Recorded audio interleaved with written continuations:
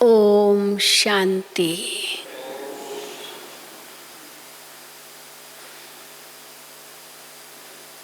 बाबा ने आज बच्चों को याद दिलाया है, बच्चे तुम कौन हो। हर रोज़ बाबा नए नए शब्द देते हैं, हमारा स्वमान बढ़ाते हैं। तो आज बाबा ने कहा है तुम बच्चे सच्चे सच्चे वैष्णव हो, है ना। हम सभी सच्चे सच्चे वैष्णव केवल शाकाहारी भोजन ही नहीं करते, परंतु कहेंगे शुद्ध शाकाहारी। शुद्ध क्यों?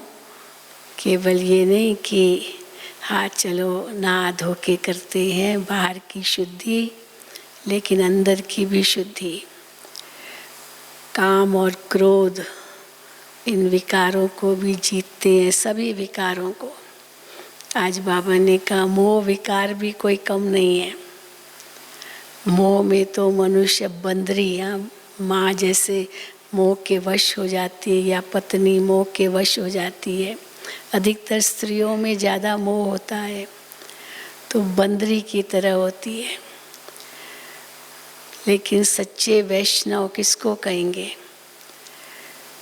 न वो विकारों की बदबू हो और न ही अशुद्ध खान पान हो। और आजकल तो समय ही ऐसा हो गया है, जो बाहर का खाना पीना ये सब जैसे बंदी हो गया है। फिर घर में खाओ, घर में पकाओ, क्योंकि पता ही नहीं क्या होगा, क्या मिलेगा। कोई बाहर का लड्डू भी खा ले, मान लो बाज़ार का, वो किसने बनाया, क्या कोरोना उसको हो तो वो लड्डू में भी आ जाएगा। है कईयों का ऐसे समाचार सुनाते हैं। तो इसीलिए बाबा कहते, बाबा ने तो हम बच्चों को जो परहेज़ दिए हैं वो सब कितने श्रेष्ठ है, जिससे हम सदा बचे हुए रहते हैं। तो बाबा ने आज विशेष इस पर ध्यान खिंचवाया है। और भी कई बातें हैं। बाबा को बच्चे पत्रों में लिखते थे, तो बाबा मुरलियों में उसका उत्तर भी देते थे, समझाते थे, ताकि सबको उससे लाभ मिले। आज 15/7/2020 है। मीठे बच्चे, तुम्हें सच्चा सच्चा वैष्णव बनना है। सच्चे वैष्णव भोजन की परहेज के साथ साथ पवित्र भी रहते हैं।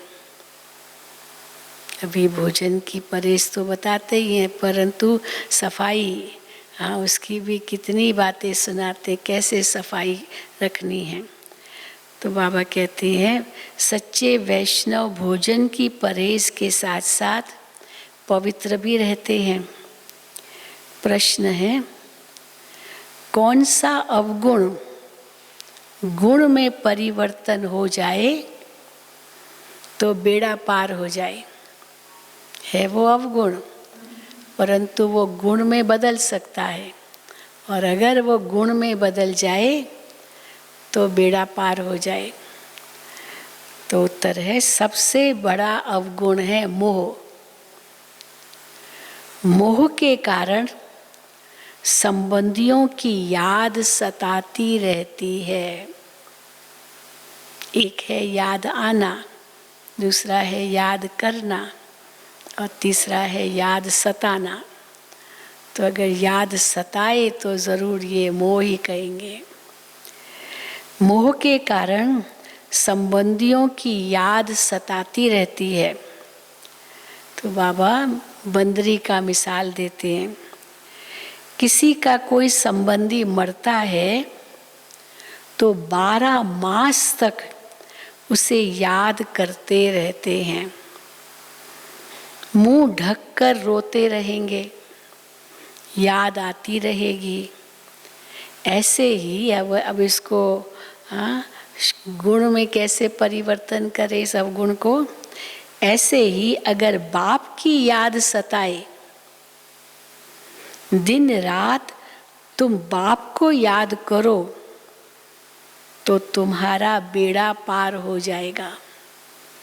देहधारियों की याद सताए, उसमें रोते रहो, दुखी होते रहो, तो बाबा कहते उससे तो क्या होगा, शरीर को भी कष्ट होता रहेगा, बीमार भी और पड़ते रहेंगे, वो आत्मा तो गई, लेकिन हम अपने आप को भी कष्ट देते रहेंगे। तो बाबा कहते हैं ऐसे ही अगर बाप की याद सताए, दिन रात तुम बाप को याद करो तो तुम्हारा बेड़ा पार हो जाएगा। जैसे लौकिक संबंधी को याद करते हो, ऐसे बाप को याद करो तो अहो सौभाग्य। आज बाबा ने कहा सौभाग्य नहीं केवल, और आगे बढ़ो, सौभाग्य, 1000 भाग्य, लाख भाग्य, हाँ, करोड़ भाग्य, फिर अरब खरब, फिर पदम, फिर पद्मा पदम। अब इनसे आगे क्या होगा। तो इसलिए अहो सौभाग्य, फिर dash dash dash. Om Shanti. बाप रोज रोज बच्चों को समझाते हैं कि अपने को आत्मा समझ बाप की याद में बैठो। आज उसमें बाबा ऐड कर रहे हैं। क्या ऐड किया होगा, अपने को आत्मा समझ बाप की याद में बैठो, तो एडिशन क्या की होगी। हाँ, केवल बाप नहीं है, वो हमारा टीचर भी है, हमारा सतगुरु भी है, तो तीनों की याद आनी चाहिए। तो इसलिए बाबा कहते हैं आज उसमें ऐड करते हैं, सिर्फ बाप नहीं, दूसरा भी समझना है क्या क्या है बाबा हमारा।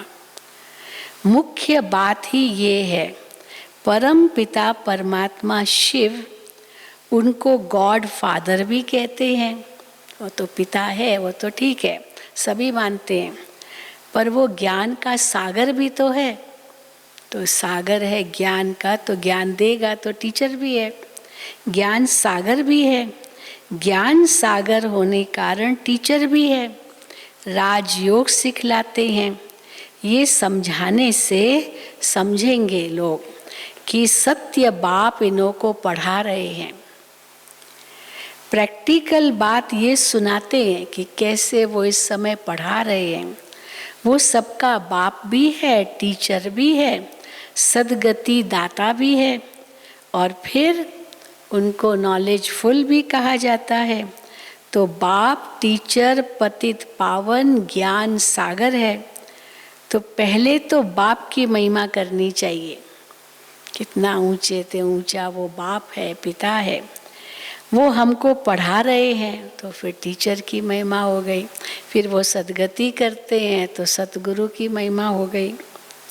हम हैं ब्रह्मा कुमार कुमारियाँ, ब्रह्मा भी रचना है शिव बाबा की, और अभी है भी संगम युग। एम ऑब्जेक्ट भी राजयोग की है, हमको राजयोग सिखलाते हैं, तो टीचर भी सिद्ध हुआ। और ये पढ़ाई है ही नई दुनिया के लिए। यहाँ बैठे ये पक्का करो, हमको क्या क्या समझाना है, दूसरों को समझाना है, खुद तो समझना ही है, अपने लिए तो मनन चिंतन करना ही है, लेकिन दूसरों को क्या समझाना, उसके लिए भी मनन चिंतन हो। हमको क्या क्या समझाना है, ये अंदर धारणा होनी चाहिए। ये तो जानते हैं, कोई को जास्ती धारणा होती है, कोई को कम। यहाँ भी जो ज्ञान में जास्ती तीखे जाते हैं, उनका नाम होता है, होगा ना नाम, जास्ती तीखे हैं, तो बाबा कहते हैं उनका नाम होता है, पद भी ऊंचा होता है। फिर परहेज भी बाबा बतलाते रहते हैं। ज्ञान है, योग है, तो फिर धारणा भी है, सेवा भी है, तो बाबा फिर परहेज भी बतलाते रहते हैं। तुम पूरे वैष्णव बनते हो। वैष्णव अर्थात जो वेजिटेरियन होते हैं, शाकाहारी होते हैं, वो वैष्णव कहलाते हैं। मांस मदिरा आदि नहीं खाते हैं, परंतु विकार में तो जाते हैं ना। अपने को कहलाते हैं पक्के वैष्णव, लेकिन बच्चे तो पैदा करते हैं, गृहस्थी होते हैं। तो बाबा कहते हैं परंतु विकार में तो जाते हैं। बाकी वैष्णव बना तो क्या हुआ, चलो भोजन की परहेज रखी, परंतु और विकार तो है, तो वो तो परहेज रखी नहीं। तो बाबा कहते हैं तो क्या हुआ, वैष्णव कुल के कहलाते हैं, अर्थात प्याज आदि तमोगुणी चीजें नहीं खाते हैं। तुम बच्चे जानते हो तमोगुणी चीजें क्या क्या होती है। कोई अच्छे मनुष्य भी होते हैं जिसको रिलीजियस माइंडेड व भक्त कहा जाता है। सन्यासियों को कहेंगे पवित्र आत्मा, और जो दान आदि करते हैं उनको कहेंगे पुण्यात्मा। धर्मात्मा, पुण्यात्मा दान आदि करते हैं, और जो सन्यासी है पवित्र रहते हैं तो उनको कहेंगे पवित्र आत्मा। तो बाबा कहते हैं तो और जो दान आदि करते हैं उनको कहेंगे पुण्यात्मा। इससे भी सिद्ध होता है, अब क्या सिद्ध होता है इससे, पवित्र रहते हैं, दान करते हैं, ये सब कौन कर रहा है, ये आत्मा करती है, तो आत्मा सिद्ध होती है। इससे भी सिद्ध होता है कि आत्मा ही दान पुण्य करती है, इसीलिए पुण्य आत्मा, पवित्र आत्मा, धर्म आत्मा, ये आत्मा ही सब करती है। तो इसलिए बाबा कहते हैं इससे सिद्ध होता है कि आत्मा ही दान पुण्य करती है, इसलिए पुण्य आत्मा, पवित्र आत्मा कहा जाता है। इससे और क्या सिद्ध होता है, इससे और सिद्ध होता है कि आत्मा कोई निर्लेप नहीं है। ऐसे अच्छे अच्छे अक्षर याद करने चाहिए किसको समझाने के लिए, क्योंकि दुनिया में तो यही मानते ना आत्मा तो निर्लेप है। अब निर्लेप मान लिया तो छूट मिल गई, हाँ जो भी करो, खाओ पियो कुछ भी करो, लेकिन आत्मा पर तो लेप छेप लगता ही नहीं है। ऐसे तो बाबा कहते तो आत्मा कोई निर्लेप नहीं है। ऐसे अच्छे अच्छे अक्षर याद करने चाहिए। साधुओं को भी महान आत्मा कहते हैं, महान परमात्मा नहीं कहा जाता है, वो आत्मा है। फिर वही आत्मा महान आत्मा, फिर वही पापात्मा भी तो बन सकती है ना। इसलिए महान परमात्मा का, तो परमात्मा तो कभी पापात्मा नहीं बनेगा, इसलिए आत्मा परमात्मा में भी अंतर हो गया। तो बाबा कहते हैं महान परमात्मा नहीं कहा जाता है, तो सर्वव्यापी कहना रॉन्ग हो गया, क्योंकि सब जगह है तो सब परमात्मा ही, आत्मा ही परमात्मा है, तो सब परमात्मा ही परमात्मा है। और कहाँ तक परमात्मा मानते हैं, पेड़ पौधे सब जीव जंतु सब में परमात्मा है। फिर ये कह देते हैं, कहेंगे पेड़ों में भी आत्मा है, तो वही बाबा बता रहे हैं। तो सर्वव्यापी कहना रॉन्ग है, सर्व आत्मा ही है, जो भी है सब में आत्मा है। पढ़े लिखे जो हैं वो सिद्ध कर बतलाते हैं कि झाड़ में भी आत्मा है। क्यों समझते हैं झाड़ में भी आत्मा है, क्योंकि झाड़ बढ़ता है, तो बढ़ता है इसीलिए आत्मा है। लेकिन झाड़ ये सब पेड़ पौधे, इन ये प्रकृति की चेतनता है, इनमें आत्मा नहीं है। आत्मा तो तब कहें जब मन बुद्धि संस्कार हो।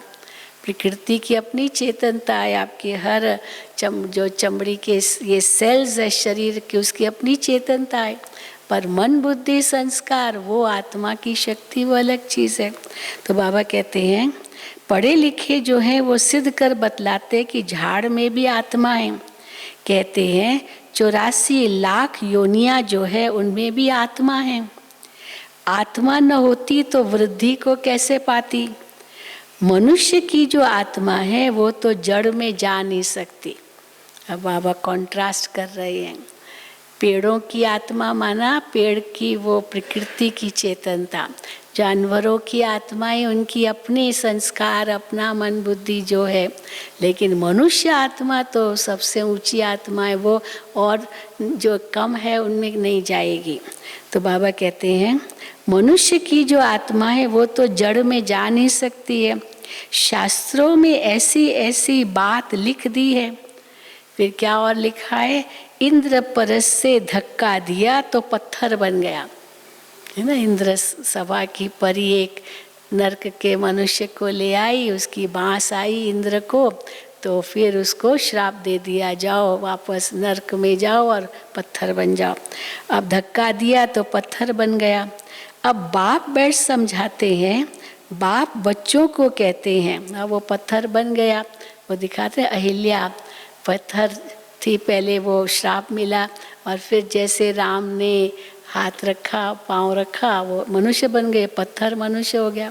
तो बाबा कहते ये सब दंत कथाएं हैं, लेकिन है तो इसका आध्यात्मिक रहस्य। अब बाप बैठ समझाते हैं, बाप बच्चों को कहते हैं देह के संबंध तोड़ अपने को आत्मा समझो, माम एकम याद करो। अब वो बाबा ने और बातें कही, फिर बाबा वापस मेन पॉइंट पर आते हैं, अपने को आत्मा समझो, माम एकम याद करो। बस तुम्हारे 84 जन्म अब पूरे हुए, अब तमो प्रधान से सतो प्रधान बनना है। दुख धाम है अपवित्र धाम, शांति धाम और सुख धाम है पवित्र धाम। ये तो समझते हो ना।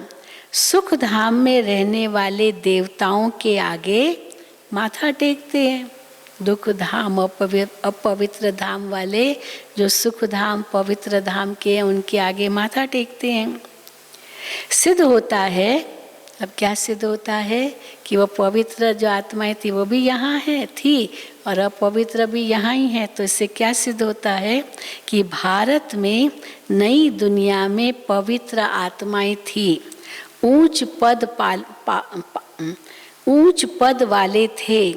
अभी तो गाते हैं मुझ निर्गुण हारे में को गुण नहीं।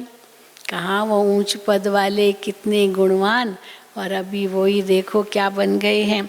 तो बाबा कहते हैं गाते हैं मुझ निर्गुण हारे में कोई गुण नहीं, है भी ऐसे कोई गुण है ही नहीं इस समय, किसी में कोई गुण नहीं है। मनुष्यों में मोह भी बहुत होता है, मरे हुए की भी याद रहती है। बुद्धि में आता है ये मेरे बच्चे हैं, एक तो जो शरीर छोड़ गया उसको नहीं भूलते, फिर जो है भी उनमें भी कितना मोह होता है, ये मेरे बच्चे हैं।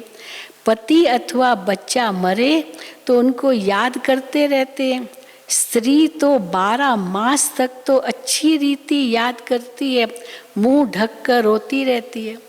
ये हैदराबाद सिंध में तो बहुत बुरी हालत थी, किसी का पति गुजर गया और वो पत्नी काले काले कपड़े पहन करके बाल खुला रख के स्यापा करती रहती 12 महीना कम से कम। और अगर वो घर से बाहर भी निकली, किसी दुकान के आगे गई तो क्या समझेंगे अपशुगुन है, विधवा आ गई विधवा। तो वो पुरुष लोगों को इतनी घृणा आती थी उनसे, और वो चली गई तो पानी छिड़कते थे, पानी डालते थे कहीं ये हमको न लगे, इतने तक उस समय होता था। तो इसलिए बाबा कहते हैं स्त्री 12 मास तक तो अच्छी रीति याद करती है, मुंह ढककर रोती रहती है। ऐसे मुंह ढककर अगर तुम बाप को याद करो तो क्या होगा, मुंह ढककर बाबा को याद करो, दिन रात याद करो तो बेड़ा पार हो जाएगा। तो बाप कहते हैं जैसे पति को तुम याद करती हो ऐसे मेरे को याद करो तो तुम्हारे विकर्म विनाश हो जाए। बाप युक्तियां बतलाते हैं, ऐसे ऐसे करो। हाँ, कैसे मुझे याद करो वो भी युक्तियां बतलाते हैं। पोता मेल देखते हैं, आज इतना खर्चा हुआ, इतना फायदा हुआ, बैलेंस रोज निकालते हैं, कोई तो मास निकालते हैं। यहाँ तो ये बहुत ज़रूरी है, बाप ने बार बार समझाया है। बाप कहते हैं तुम बच्चे, अब आगे क्या है हम, तुम सौभाग्यशाली, 1000 भाग्यशाली, करोड़ भाग्यशाली, हाँ अरब खरब पदम भाग्यशाली, और आगे पद्मा पदम भाग्यशाली। अब तो जो बच्चे अपने को सौभाग्यशाली समझते हैं वो ज़रूर अच्छी तरह से बाप को याद करते रहेंगे। वही गुलाब के फूल बनेंगे। कल भी बाबा ने ना गुलाब के फूलों को याद किया, वही गुलाब के फूल बनेंगे। ये तो नटशेल में समझाना होता है। बनना तो खुशबूदार फूल है, मुख्य है याद की बात। सन्यासियों ने योग अक्षर कह दिया है। लौकिक बाप ऐसे नहीं कहेंगे कि मुझे याद करो। अब ये और बात, हाँ, लौकिक बाप कभी कहेगा क्या बच्चों को मुझे याद करो? वो बच्चे तो ऑटोमेटिकली याद करते हैं, समझते हैं बाप का वर्षा मिलेगा। लेकिन आजकल तो माँ बाप को कहना पड़ता है। बच्चों को माँ बाप, ये बच्चे माँ बाप को बूढ़ा घर में छोड़ आते हैं तो फिर कहेंगे बेटा कभी याद तो कर लेना, याद कर लेना। वो भी बड़े दुखी हो करके बच्चे ने माँ बाप को अलग कर दिया तो ज़रूर माँ बाप कहेंगे ना बेटा कभी तो याद कर लेना, आ जाना मिलने के लिए। तो देखो अभी ऐसा कलयुग आ गया है जो बाप को बच्चे को कहना पड़ता है कि याद करो, नहीं तो बच्चा तो हर वक्त बाप को याद करता रहता है। तो बाबा कहते हैं बच्चा तो बाप को याद है ही। बाप, लौकिक बाप ऐसे नहीं कहेंगे कि मुझे याद करो या पूछे कि मुझे याद करते हो। आजकल तो पूछना भी पड़ता है बाप को, बच्चा बेटा मुझे याद करते हो।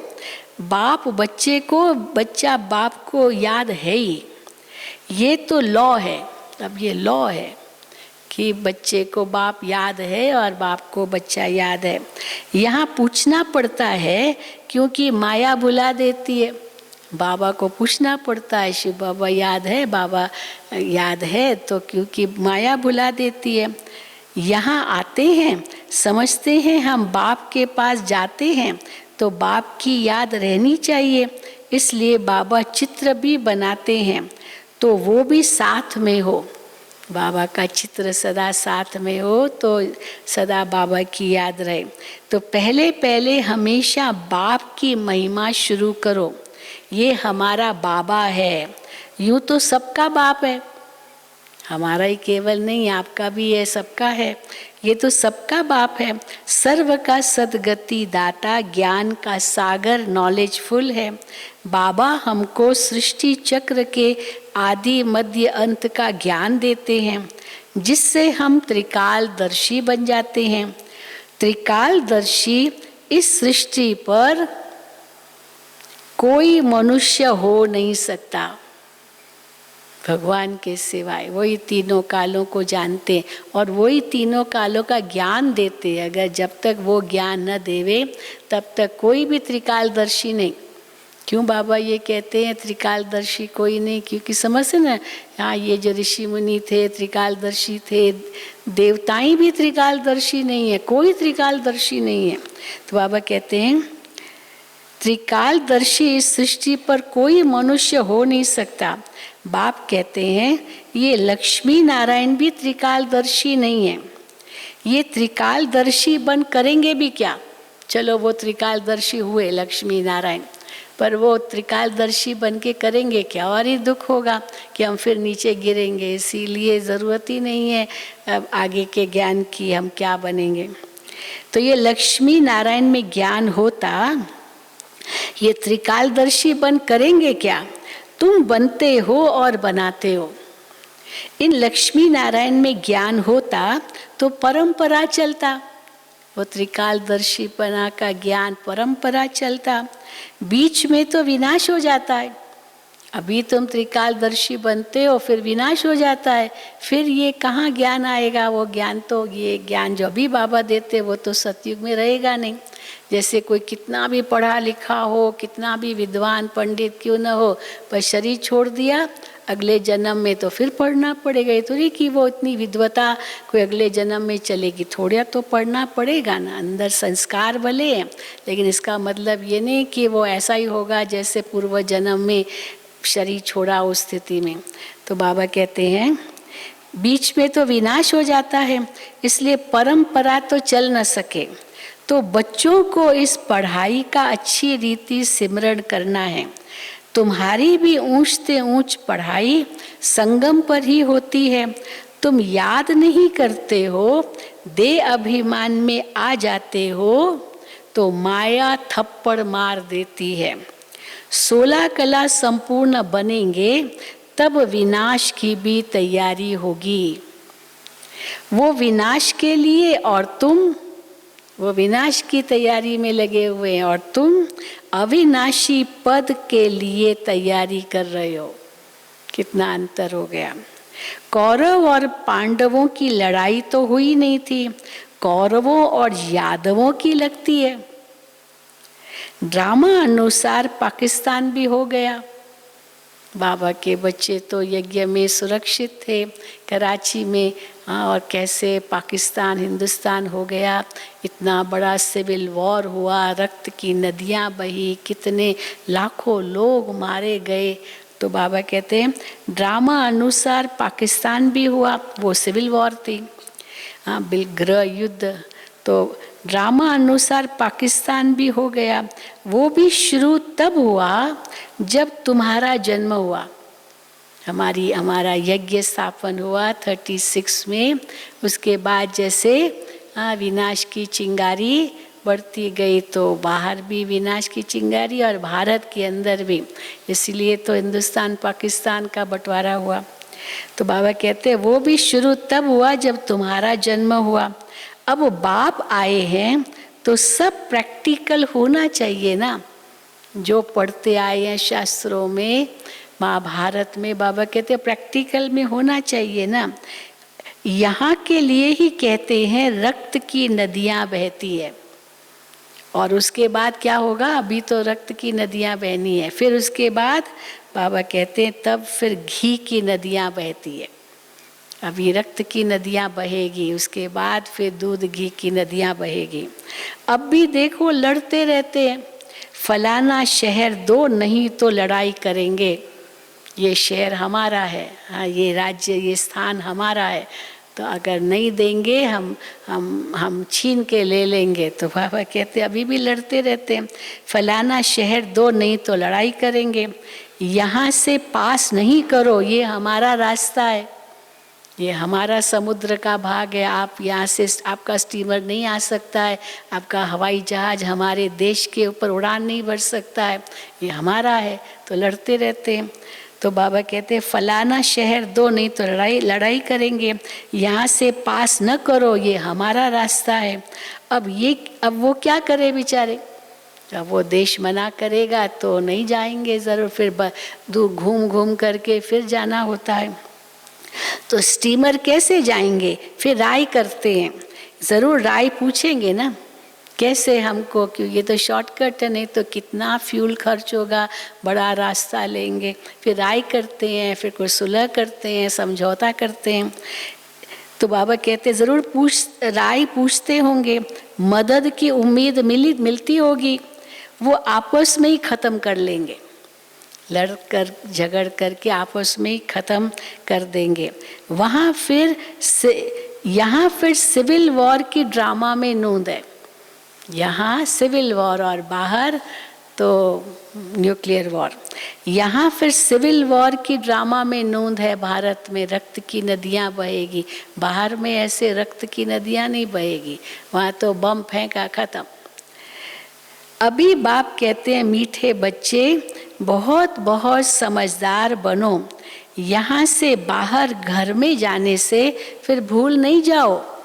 वापस घर जाते हैं, यहाँ पर तो बहुत अच्छा लगता है मधुबन में, फिर वापस घर जाते हो, बाबा कहते हैं भूल नहीं जाओ, यहाँ तुम आते हो कमाई जमा करने। फिर बाबा सावधान भी करते हैं बच्चों को, छोटे छोटे बच्चों को ले आते हो तो उनके बंधन में रहना पड़ता है, इसलिए छोटे छोटे बच्चों को यहाँ मत ले आओ मधुबन में, नहीं तो उनका बंधन ही होगा ना, सारा दिन उनको संभालना होता है, अपनी कमाई कब करेंगे। छोटे छोटे बच्चों को ले आते हो तो उनके बंधन में रहना पड़ता है। यहाँ तो ज्ञान सागर के कंठे पर आते हो। कहाँ आते हो? ज्ञान सागर के कंठे पर। तो जितनी कमाई करेंगे उतना अच्छा है, इसमें लग जाना चाहिए। तुम आते ही हो अविनाशी ज्ञान रत्नों की झोली भरने। गाते भी है ना, भोलानाथ भर दे झोली। अब भक्त तो शंकर के आगे जाकर कहते हैं झोली भर दो, वो फिर शिव शंकर को एक समझ लेते हैं।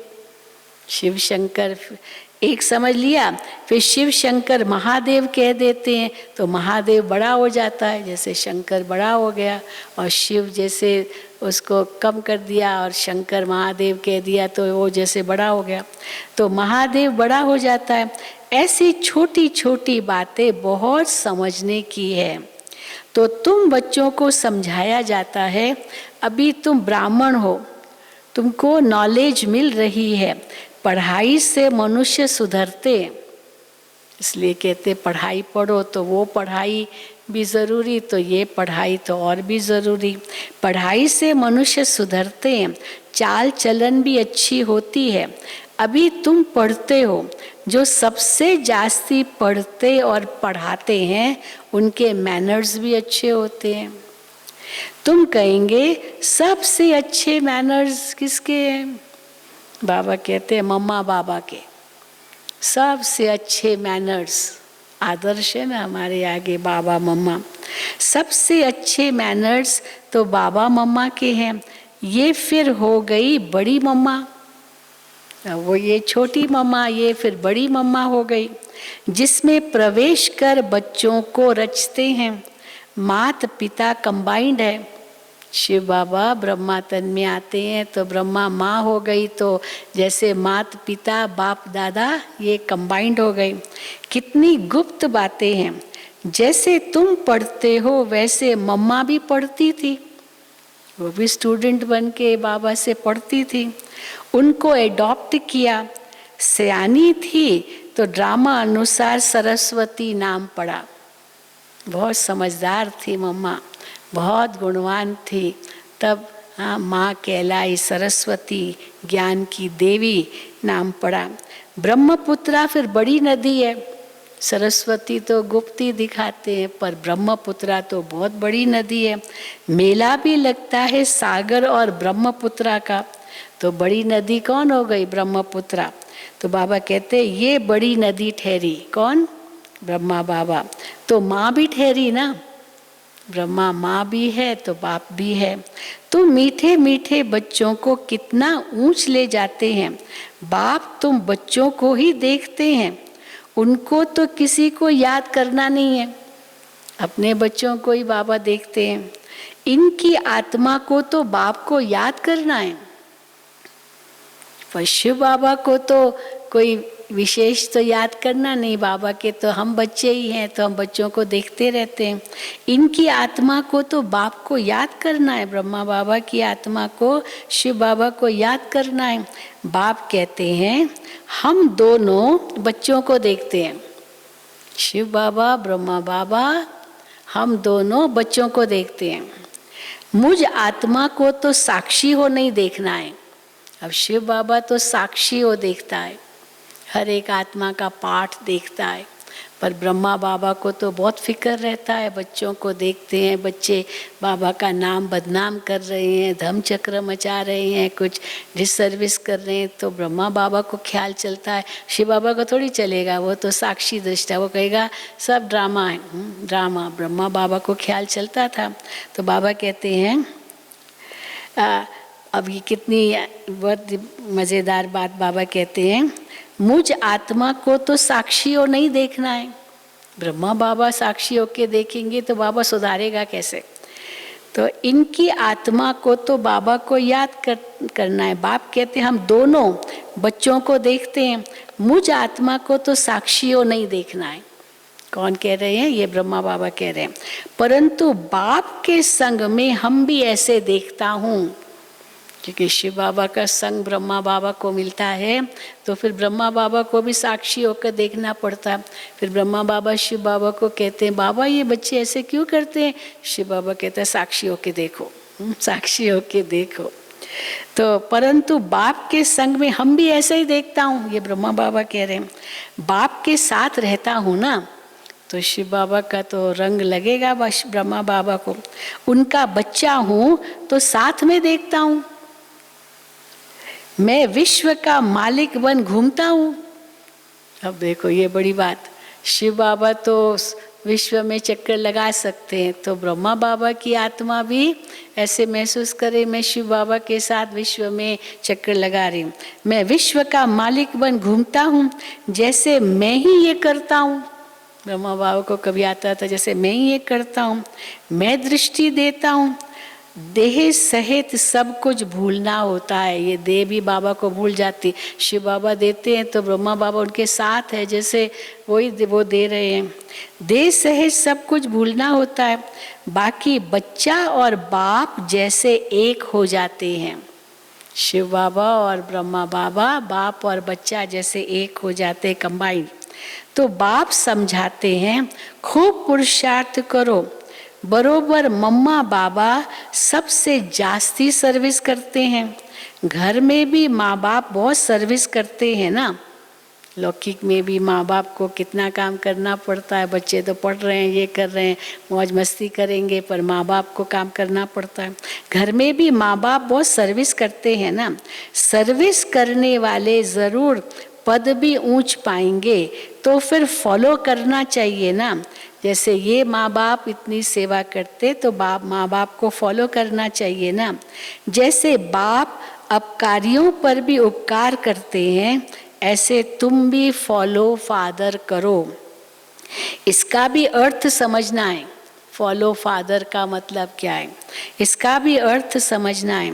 बाप कहते हैं मुझे याद करो और किसको भी नहीं सुनो। कोई कुछ बोले सुना अनसुना कर दो, तुम मुस्कुराते रहो तो वो आप ही ठंडा हो जाएगा। कोई सामने क्रोध करे मेरे और मैं मुस्कुराऊं, ये हो सकता है कि नहीं हो सकता है? हाँ, क्या समझते हैं? तो बाबा तो कहते हैं तुम सुना अनसुना कर दो, तो मुस्कुराते रहो तो आप ही ठंडा हो जाएगा। बाबा ने कहा था कोई क्रोध करे तो तुम उन पर फूल चढ़ाओ, बोलो तुम अपकार करते हो, हम उपकार करते हैं। बाप खुद कहते हैं सारी दुनिया के मनुष्य मेरे अपकारी हैं। कितना अपकार किया शिव बाबा पर, कितनी ग्लानि की। मुझे सर्वव्यापी कहकर कितनी गाली देते हैं, मैं तो सबका उपकारी हूँ। तुम बच्चे भी सबका उपकार करने वाले हो। तुम ख्याल करो हम क्या थे और अभी क्या बनते हैं। विश्व के मालिक बनते हैं, ख्याल ख्वाब में भी नहीं था क्या कि हम विश्व के मालिक बनेंगे, ख्याल ख्वाब में भी नहीं था।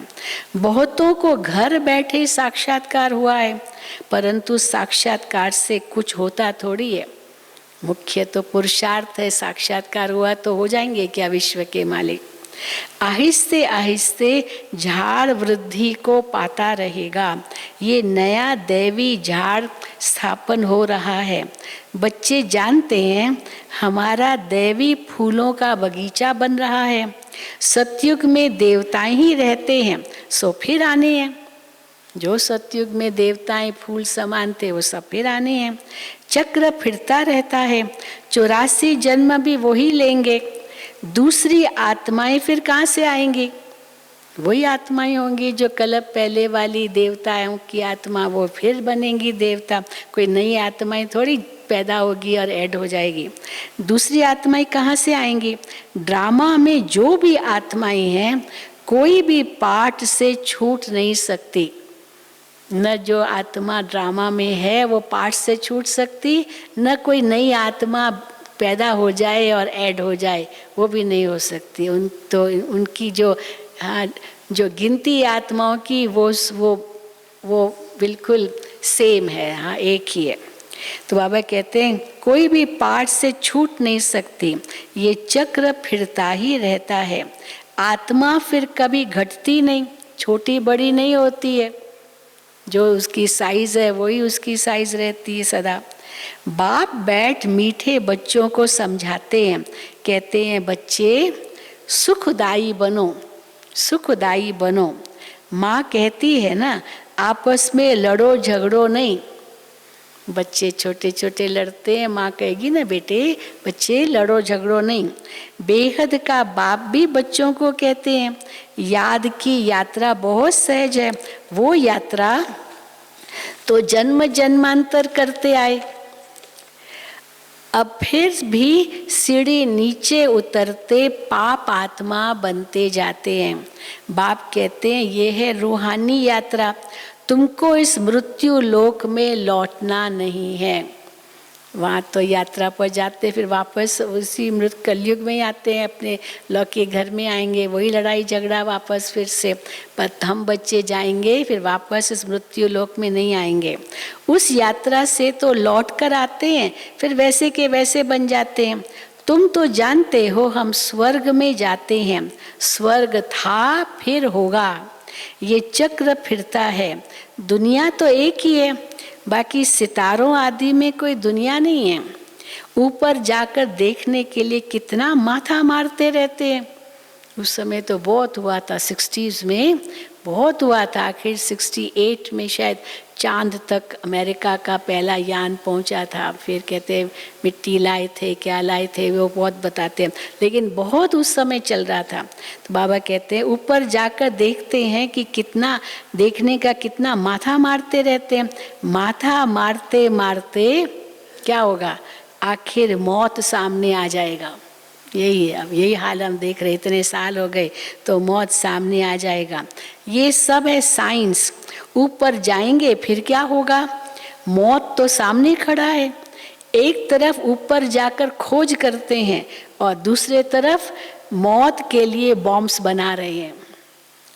मनुष्यों की बुद्धि देखो कैसी है, समझते भी हैं, कोई प्रेरक हैं, खुद कहते हैं वर्ल्ड वॉर जरूर होनी है, वर्ल्ड वॉर जरूर होनी है, ये समझते हैं। ये वही महाभारत लड़ाई है। अब तुम बच्चे भी जितना पुरुषार्थ करेंगे उतना ही कल्याण करेंगे। खुदा के बच्चे तो हो ही ना, वो विश्व कल्याणकारी है, उनके तुम बच्चे हो तो तुम भी कल्याणकारी हो। भगवान अपना बच्चा बनाते हैं तो तुम भगवान भगवती बन जाते हो। लक्ष्मी नारायण को गॉड गॉडेस कहते हैं ना, कृष्ण को गॉड मानते हैं, पर राधे को इतना नहीं। जितना कृष्ण को मानते उतना राधे को थोड़ी मानते, क्या ये गॉडेस है उस प्रकार उसकी पूजा नहीं, कृष्ण की ज़्यादा ही करेंगे, राधे को इतना नहीं। सरस्वती का नाम है, राधे का नाम नहीं है। कलश फिर लक्ष्मी को दिखाते हैं, ज्ञान का कलश फिर लक्ष्मी को दिया। अब ये भी भूल कर दिए, ज्ञान का कलश तो सरस्वती को मिलता है, ज्ञान की देवी तो वो है, वो तो धन की देवी है लक्ष्मी, ये भी भूल कर दिए। सरस्वती के भी अनेक नाम रख दिए हैं, ये तो वो तो तुम ही हो। सब देवियां कौन हो, बाबा कहते तुम ही हो। देवियों की भी पूजा होती है तो आत्माओं की भी पूजा होती है, शालिग्राम के रूप में आत्माओं की पूजा होती है, तो देवियों की भी पूजा होती है। बाप बच्चों को हर बात समझाते रहते हैं, कितनी बातें बाबा समझाते रहते हैं। अच्छा मीठे मीठे सिक्किल दे बच्चों प्रति माता पिता बाप दादा का याद प्यार और गुड मॉर्निंग। रूहानी बाप की रूहानी बच्चों को नमस्ते। हम रूहानी बच्चों की रूहानी बाप दादा को याद प्यार गुड मॉर्निंग और नमस्ते। धारणा के लिए मुख्य सार पहला, जैसे बाप अपकारी पर भी उपकार करते हैं ऐसे फॉलो फादर करना है। कोई कुछ बोले तो सुना अनसुना कर देना है, मुस्कुराते रहना है, एक बाप से ही सुनना है। दूसरा, सुखदाई बन सबको सुख देना है, आपस में लड़ना झगड़ना नहीं है। समझदार बन अपनी झोली अविनाशी ज्ञान रत्नों से भरपूर करनी है। वरदान, शुद्ध संकल्प के व्रत द्वारा वृत्ति का परिवर्तन करने वाले दिल तख्त नशीन भव। शुद्ध संकल्प के व्रत द्वारा वृत्ति का परिवर्तन करने वाले दिल तख्त नशीन भव। बाप दादा का दिल तख्त इतना प्योर है, कितना पवित्र है बाप दादा का दिल तख्त, जो इस तख्त पर कौन बैठ सकता है? जो इस तख्त पर सदा प्योर आत्माएं ही बैठ सकती है। पवित्र आत्माएं ही बाप दादा के पवित्र दिल तख्त पर बैठ सकती है। जिनके संकल्प में भी अपवित्रता या अमर्यादा आ जाती है, वो तख्त नशीन के बजाय गिरती कला में नीचे आ जाते हैं। इसलिए पहले शुद्ध संकल्प के व्रत द्वारा अपनी वृत्ति का परिवर्तन करो। वृत्ति परिवर्तन से भविष्य जीवन रूपी सृष्टि बदल जाएगी। शुद्ध संकल्प व दृढ़ संकल्प के व्रत का प्रत्यक्ष फल है ही सदा काल के लिए बाप दादा का दिल तख्त। स्लोगन: जहाँ सर्व शक्तियाँ साथ है, वहाँ निर्विघ्न सफलता है ही। जहाँ सर्व शक्तियाँ साथ है, वहाँ निर्विघ्न सफलता है ही। अच्छा, ओम शांति, ओम शांति, ओम शांति।